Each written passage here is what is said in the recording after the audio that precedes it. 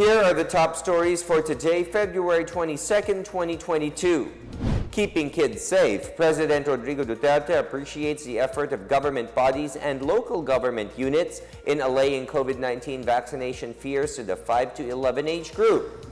The government stands firm on its resolve to address human rights concerns, responding to the European Parliament's warning to strip the Philippines of trade privileges over its purported inaction on these issues. No let-up in vaccination. Strategies are expected to undergo some changes as the government shifts its focus on unvaccinated senior citizens who are among the most vulnerable to COVID-19 infections. And the Philippine Embassy in Poland deploys a team to aid Filipinos in Ukraine as tensions grip the Eastern Europe nation over fears of a possible invasion by Russia.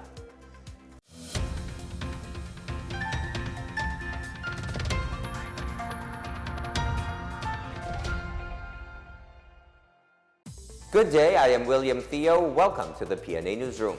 Some areas may de-escalate to alert level 1 as the government continuously monitors the COVID-19 cases in the country. In a press briefing this morning, Cabinet Secretary and Acting Presidential Spokesperson Carlo Nograles said the country remains at low-risk classification for COVID-19. He said the new alert level status will be announced before March 1st, which will be in effect until March 15.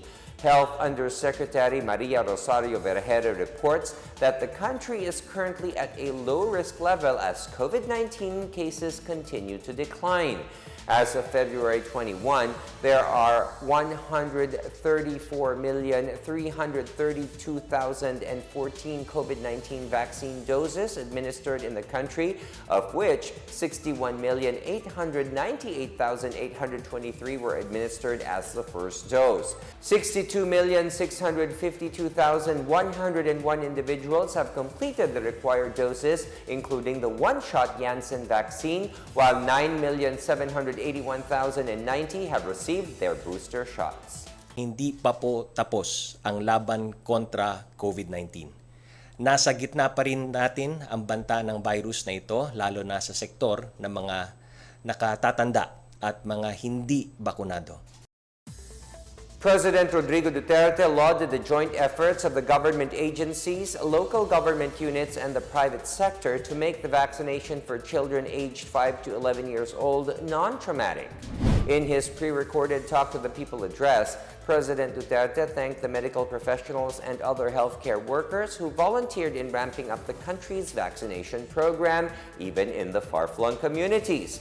He reiterates that all COVID-19 vaccines used in the Philippines underwent a thorough study to ensure quality, safety, and efficacy. He also urged the eligible fully vaccinated Filipinos to get additional protection against the dreaded COVID-19 and its variants by availing of the booster shots. I join you in expressing, my gratitude for making it possible, each and every one of you. Maraming salamat sa inyong lahat. At minsan, natuturoan ninyo ang gobyerno ninyo. We do not claim to be really in perfect harmony with all and any events, but your contributions, especially in making it a more memorable experience for the child, would go a long way also to how he improves his paradigm towards life.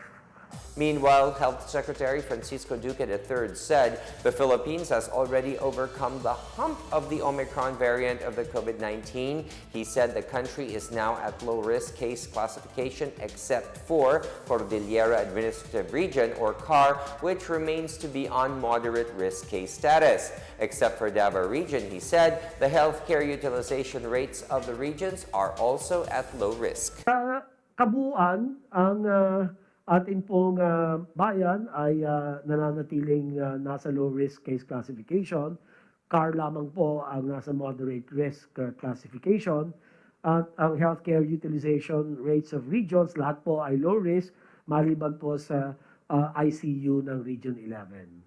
please get the job done and huwag po natin kakalimutan yung booster dose. Sapat po ang ating booster dose na may taglay na mas mataas na proteksyon laban sa COVID-19 variants and hopefully even future variants will be neutralized by our booster doses. President Rodrigo Duterte said his weekly Talk to the People address is a very important line for the government to report to the people where their taxes go. The president said there is a need to regularly brief the public on the government's projects and programs. He also urged the Filipinos to directly complain to the Office of the Ombudsman should they have any doubts on how his administration spends the people's money. I'm glad that I'm back for the weekly Talk to the People because it is a very important communication line between the government at kayo. At dapat din yung malaman, as I have said, government is run by the money of the people, taxes, and we would like you to know and to ask even kung paano nagastos ang pera ng bayan at anong pinaggastosan. Yun ang importante. Yung hindi kayo nagdududa na ninanakaw yung pera ninyo. I leave it up to you to decide kung saan ninyo gustong i-file. Pero ako, pagka ganon, taga-gobyerno, lalo na nandito sa mataas, papunta sa akin, diretso na kayo sa ombudsman para mas madali at malaman ang totoo. Last week, President Duterte inaugurated the 14 billion pesos elevated extension of South Luzon Expressway northbound entry connected to Skyway system in Alabang, Muntinlupa City. Ang lakad ko sa linggon to, nakaraan, pumunta ako doon sa South Luzon Expressway Elevated Extension Project in Alabang, Muntinlupa. Itong project na ito, ang gastos nito ang public at ang private partnership with San Miguel Corporation. It is expected to improve the connectivity and mobility in the South Luzon Expressway and spur economic recovery. Moreover, President Duterte reminded the public anew to only buy medicines from pharmaceutical stores duly approved by the Food and Drug Administration or FDA. To say it again, ulitin ko sa isang sentence, huwag kayong bumili ng mga medical whatever. I cannot mention the medication. It will not be proper. Pero ang mabili ninyong binsan dyan ay yung pinagbibili na tinatapon na doon sa butika kasi expired na. Tapos nasalo yan sa sari-sari store. Do not be too hard-headed at para walang sakit ng ulo. President Rodrigo Duterte said he is comfortable with the thought that he has done his best to deliver his campaign promise and that he will leave Malacanang with a strong military. In his pre-recorded talk to the people, President Duterte said despite the government's limited income, he will comfortably leave his office in June as he had already fulfilled his promise to the military. He said he is happy to see soldiers being promoted and getting what they deserve for protecting the nation and its people under his administration. At the start of my administration, I think it was in Hulo where I said that I will leave my office with a strong military. That's what I promised, and within our limited income dito sa gobyerno, setting aside the small but equitable portion of its military. Naibigay ko naman siguro, especially in the upgrade of the armaments, yung mga bagong air assets sa tubig, the naval. And truly, as I ponder on the last paperwork that I have to work on, kikita ko yung mga yung promotions ng mga sundalo. Minsan sa gabi na hanggang umaga, mahinto ako ng sandali, mag-inom ako ng tubig or ang paborito ko kasi kape rin. I am comfortable with the thought that I have done my best. Lalo na yung pinangako ko sa military. Meanwhile, Defense Secretary Delfin Lorenzana said the president's strong support has inspired the AFP personnel to work better because they know they can adequately support their families with their salaries and do their mandated duty with the newly acquired military equipment. He added that even the retired soldiers and other uniformed personnel also get adequate pensions from the government. Na napakalaking tulong po ang ginawa niyong pagdodoble ng salaries, ng sweldo ng mga active personnel. Talaga, kasi po, kaya po sila inspirado silang magtrabaho, katulad ng tinatanong niyo kanina, kung bakit napakalaki ng ating tagumpay laban sa mga komunistang rebelde at sa mga terrorist, dahil po inspirado yung mga sundalo, dahil po nagdoble ang sweldo nila. Hindi lang po sila nakinabang, pati na rin kaming mga retirado, katulad ni Secretary Galvez at Secretary Anyo, ay nagdoble din po yung aming pensyon. President Rodrigo Duterte vows to make the selection of appointees to Commission on Elections completely transparent. Cabinet Secretary and Acting Presidential Spokesperson Carlo Nograles said President Duterte already has a short list of nominees for positions in the COMELEC. Among the officers who recently retired were COMELEC Chair Sheriff Abbas, Commissioner Rowena Guanzon, and Commissioner Antonio Ho Jr. Nograles also reiterated President Duterte's assurance that the upcoming national election will be honest, peaceful, and credible. Meanwhile, the National Citizens Movement for Free Elections, or NAMFREL, has called on the president to make public his shortlisted candidates for the 3 vacant posts at the COMELEC. In a statement, the group says a transparent appointment process will focus on qualifications and suitability for the job, will help dispel concerns that the COMELEC as a constitutional body will be composed of individuals that only come from the president's hometown or who are inside the president's inner circle. NAMFREL also said such a merit-based and transparent approach is necessary given that the May 2022 polls will be conducted under extreme safety and health challenges due to COVID-19 pandemic. It says an open process will help reinforce the public's trust in the COMELEC.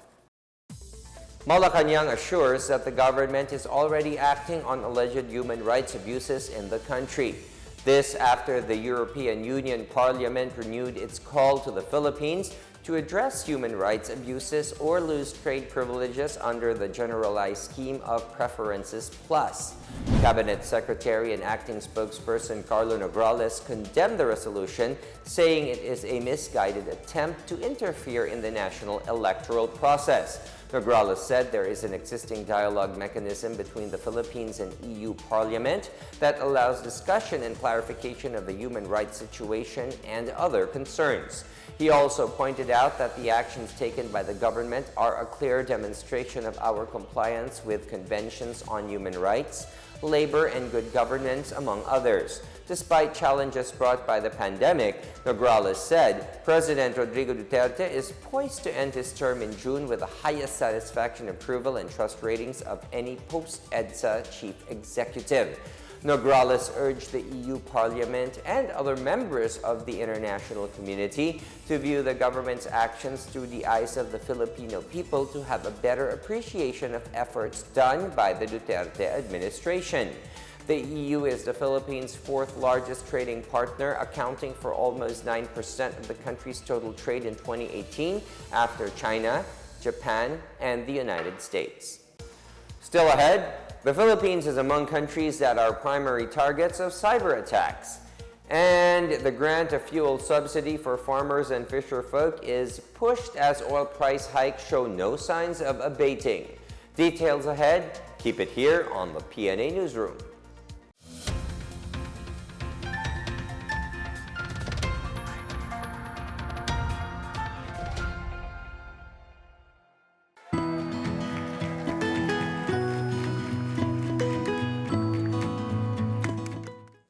The COVID-19 pandemic has greatly changed our lives for the worse. Lives and jobs were lost and economies reached a meltdown.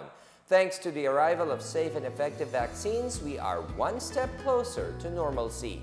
It's time to do our part, get vaccinated for our safety and for our recovery.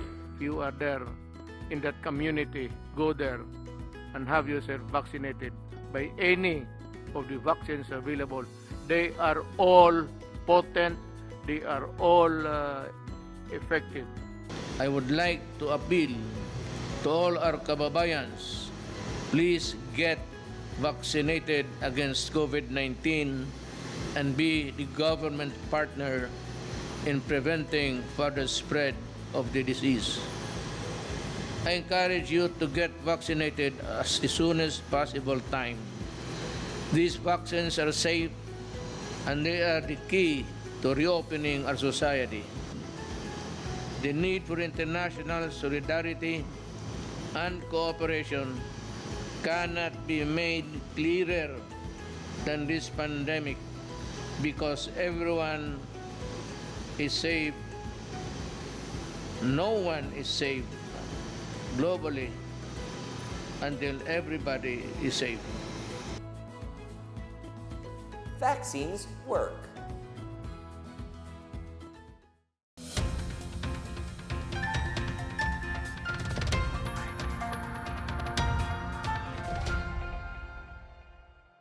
The government will change its strategies to strengthen its national COVID-19 vaccination program. In a televised public briefing, Health Undersecretary Mirna Cabotaje said the government will bring the vaccination sites closer to the people, especially in areas where many people are not yet inoculated against COVID-19. This after Cabotaje reports that the third edition of the Bayanihan Bakunahan COVID-19 vaccination drive failed to reach its 5 million target population. The nationwide vaccination drive held from February 10 to 18 yielded only 68.94% of the target population. She also said that only 19% of the senior citizens and 44% of healthcare workers have received their booster shots. Both are priority groups in the national government's vaccination program. To focus on areas needing attention, Cabotaje said the National Vaccination Operations Center will work more closely with the senior citizens groups and the LGUs. Magpapalit tayo ng mga strategies, yung iba naman pag-ibayuhin natin yung ating advokasya, kasi alam naman natin na yung iba ay hirap nang makumbinsi habang bumaba yung hesitancy, no? Yung mga ayaw magpabakuna ay talagang mahirapan.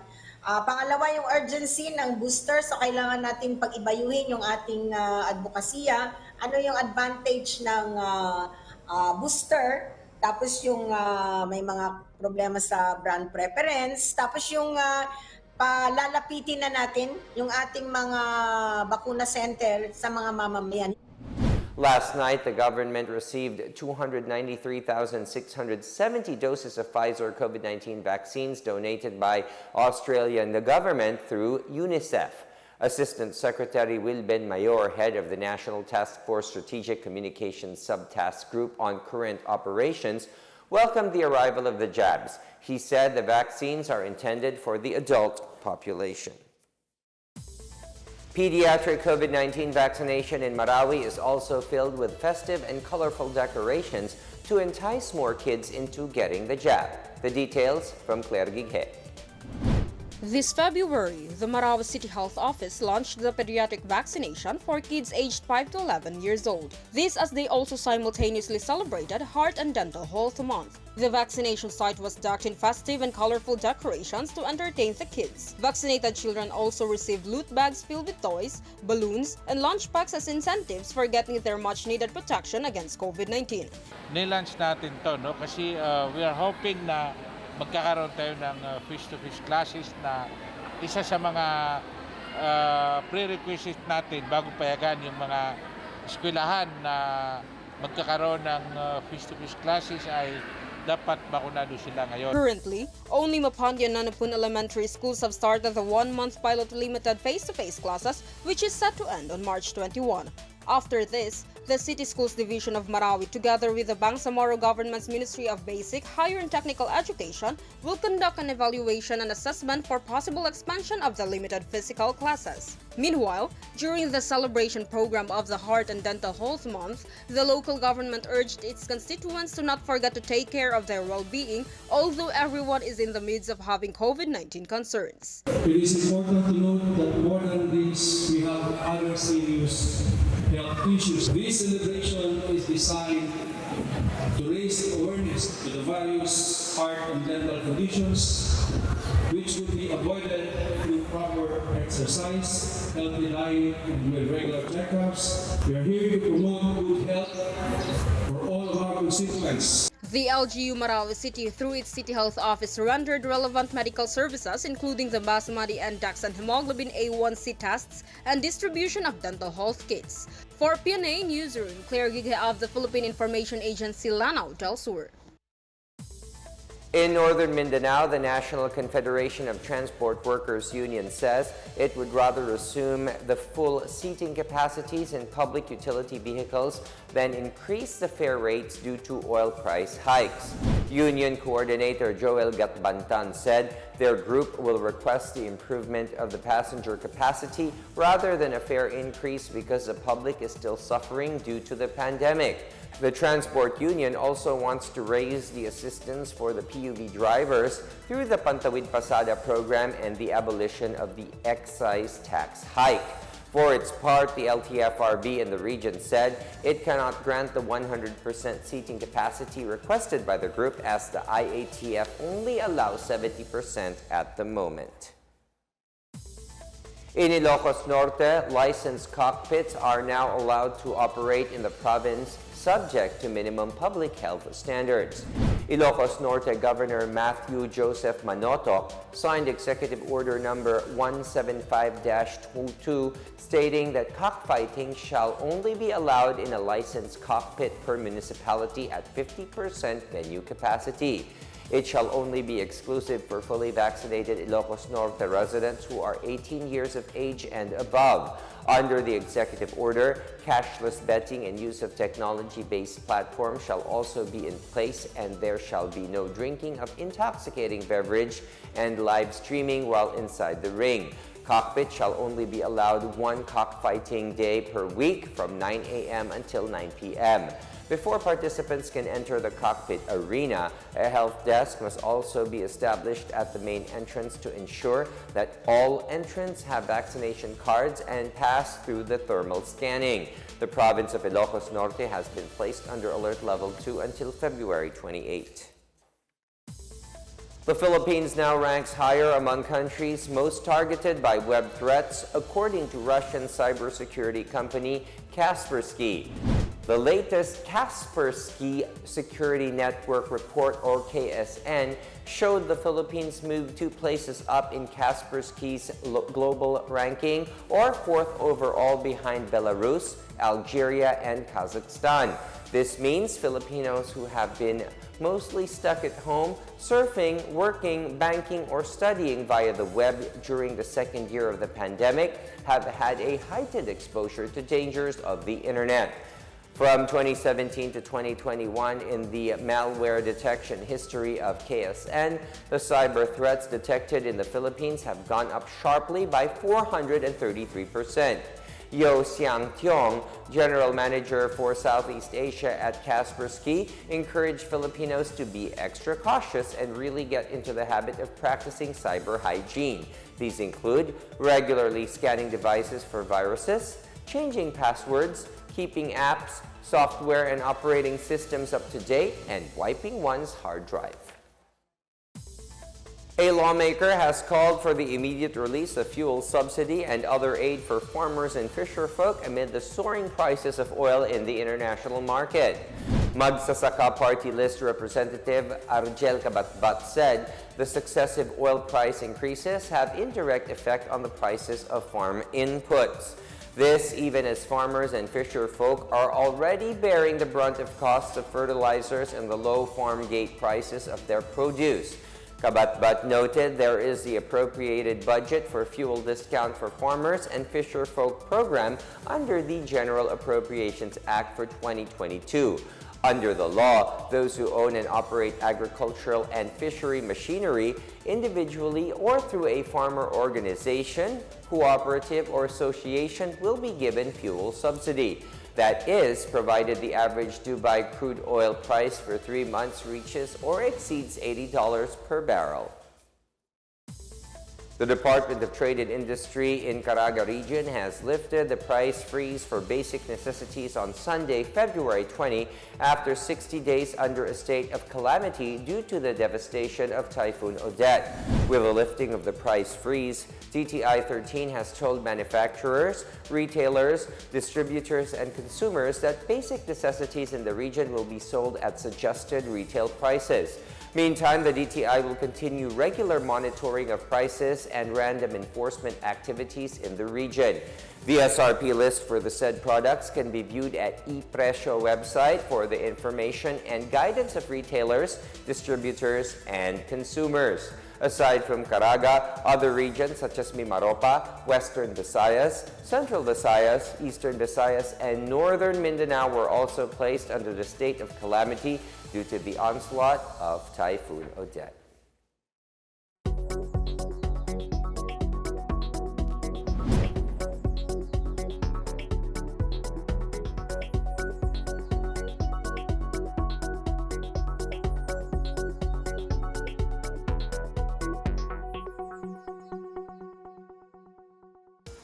Up next, the Philippine Embassy in Poland moves to aid Filipinos in Ukraine.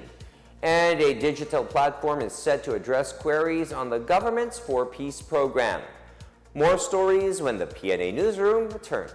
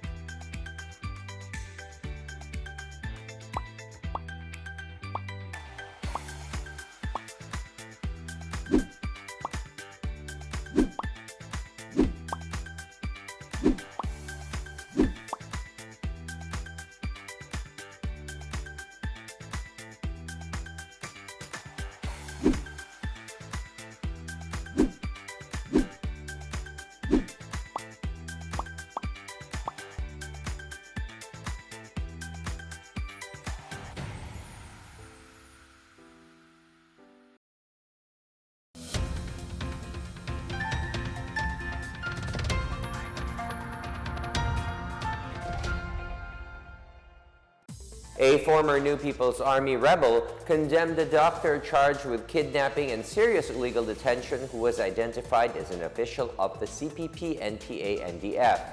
Glaceria Balangiao, liaison officer of the Rural Missionary of the Philippines Northern Mindanao region, identified Dr. Maria Natividad Castro alias Doc as an active member, recruiter, trainer, and fundraiser of the communist movement. In a virtual press briefing of the National Task Force to End Local Communist Armed Conflict on Monday, Balangiao alias Kainday said she personally met Castro several times between 2006 and 2009. Balangiao said Castro recruits health professionals to join the terrorist movement as medics. She also witnessed how the funds from a European Union organization were being channeled to the communist terrorist groups. Meanwhile, the Police Regional Office 13 belied reports of left-leaning groups that Castro was not properly treated when she was arrested. Associate Provincial Prosecutor Flasamer Chris Gonzalez, spokesperson of the RTF LCAC 6, confirmed that there was nothing wrong or illegal in Castro's arrest. The Philippine Embassy in Poland has sent a consular team to Ukraine to speed up coordination with local authorities and the Filipinos fleeing the tension-filled nation. In a statement on Monday, the embassy said the team was sent to Lviv, a city close to the Polish border, on February 17 as it exercises jurisdiction over Ukraine. The team is also directed to monitor the situation in Ukraine as well as connect with the Filipinos who have registered with the embassy. During their first day, the team has successfully sent off 2 Filipino nationals from Lviv to Manila. They met with groups of Filipinos who temporarily relocated to Lviv from the capital of Kyiv as a precautionary measure, as well as another group that relocated to Ivano-Frankivsk area. Last February 18, 6 Filipinos arrived at the Ninoy Aquino International Airport Terminal 3 from Ukraine as part of the government's free repatriation program. Residents of Siargao Island are now assured of connectivity to the internet after the devastation of Typhoon Odette last year, with the help of newly installed VSATs, or very small aperture terminals. The Department of Information and Communications Technology, or DICT Region 13, has reported the installation of 2 more VSATs in the towns of San Isidro and Burgos. A total of 6 VSATs with Connect Tawag services are providing communication services in Siargao Island. The Connect Tawag Libreng Tawag sa Lahat program is being implemented for residents who have no power or internet so they can make calls, video calls, and online research. 7 active VSATs with Connect Tawag services are also in operation in Dinagat Islands. Prior to the onslaught of Typhoon Odette, DICT-13 has established free Wi-Fi internet access in Siargao and Dinagat Islands as part of the agency's free Wi-Fi for All program. Beneficiaries of the Pantawid Pamilyang Pilipino program can now go online and use the digital platform in inquiring about their conditional cash grants. The Department of Social Welfare and Development Central Visayas urged the public to use either their text hotline, email, or social media if they have important 4Ps related issues and concerns. Mobile phone users can send their messages through the existing number 0918-912-2813 or send queries through the DSWD Region 7's Facebook fan page. They may also email their 4Ps inquiries at 4psassistance@dswd.gov.ph. The 4Ps Local Operations Office in different cities and towns also cater to complaints or reports on program implementation from walk-in clients. The DSWD Field Office 7 has resolved about 6,300 complaints in 2021 through the 4Ps grievance redress system. In sports, star guard Jeron Teng bagged the PBA Player of the Week title for the Alaska Aces for the period of February 16 to 20 as the team makes its exit in the league. The second-generation player registered 18.5 points on a 55% shooting clip aside from grabbing 5 rebounds and dishing 2.5 assists on top of 1.5 steals in Alaska's back-to-back wins over rain or shine in Terra Firma Jeep. Tang also garnered a new career best of 30 points, spiked by a 14-point eruption in the final period as the Asians clawed back from the 20 points down to beat the Jeep 102-97. The Aces previously held off Rain or Shine 80-74 as they claimed solo third place in the ongoing Governor's Cup.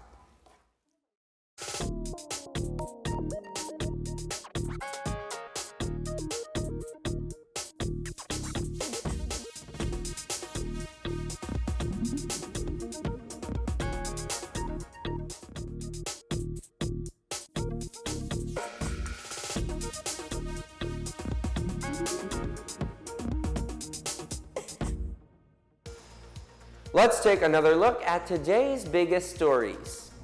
Keeping kids safe, President Rodrigo Duterte appreciates the effort of government bodies and local government units in allaying COVID-19 vaccination fears to the 5 to 11 age group.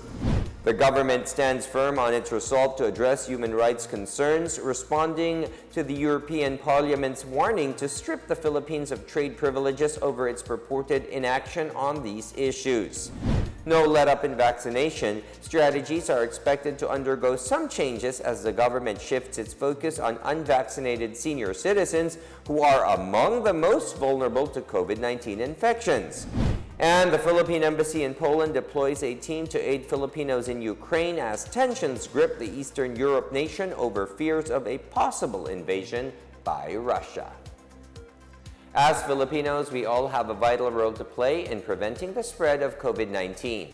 So remember, wear your face masks and face shields, wash your hands often, practice safe physical distancing, go out only for essential reasons, and get vaccinated as soon as possible to protect ourselves, our families, and the community.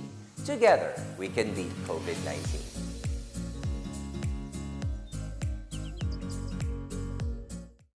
Thank you for watching another episode of the PNA Newsroom. For more news content, check our webpage or log on to the Philippine News Agency's Facebook and Twitter accounts. For more stories about the government and how it serves Filipinos, look for these hashtags in all of our social media platforms and websites. We are shown on the pages of the PCOO and its attached agencies. Also watch us on television on PTV4 and IBC 13. And that's your daily dose of the biggest stories that you need to know. From the PNA Newsroom, we tell stories that inspire change. I am William Theo. Good day, everyone.